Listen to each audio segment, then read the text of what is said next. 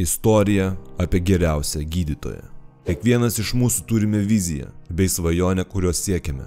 Kaip ir šitas jaunuolis, kuriam ką tik suėjo 20 metų, kuris siekia tapti geriausiu gydytoju.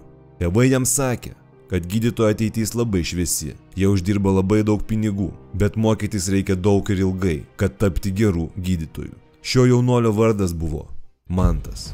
Nuo pat vaikystės Mantas sėmėsi patirties iš aplinkinių žmonių, kaip reikia gydyti. Mantas namuose turėjo kompiuterį, kuris buvo nupirktas mokslams, o mokslams skirti žaidimai, kuriuos jam pirkdavo iš Enebos už geriausią kainą, taip pat būdavo skirti mokslams. Todėl mokykloje retai pasirodydavo, nes namuose atlikinėdavo gydytojo praktiką. Šis jaunuolis sunkiai mokėsi, atlikinėjo praktiką tiesiai ant savo kūno. Apie pakilusią kūno temperatūrą, pilvo skausmus ir visokius kitokius skausmus jis žinojo labai daug. Kartais Mantas pasirodydavo mokykloje. Būdamas mokykloje, dažnai vaikščiodavo pas seselę ir ten sėmėsi gydymo žinių. Seselė, matydama Manto didelį potencialą, siųsdavo jį tiesiai į namus. Toliau mokytis, nes sėdėti pamokose kaip jo klasiokai laiko nebelikdavo.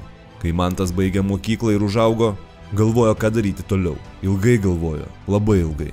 Po 5 minučių galvojimo jam atėjo žinutė į telefoną, kad jis yra šaukiamas į kariuomenę. Jis labai apsidžiaugė, kad pagaliau gaus progą pasilygiuoti gydymo žiniomis sveikatos patikrinime bei gaus labai reikalingos patirties gydymo sferoje.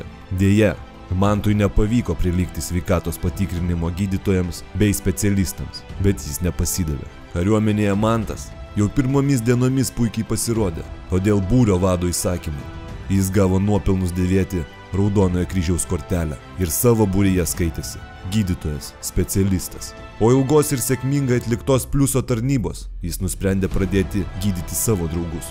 Mantas dažniausiai gydydavo draugus savaitgaliais. Varyti su juo į miestą atsigerti, gydydavo, kad jis visada laimi pinigų kazikose, o dar gydydavo, kad pagaliau susirado gerai apmokamą darbą. Manto svajonė išsipildė. Mantas tapo geriausiu gydytoju savo rajone. Nepasiduok ir išpildyk savo svajonės.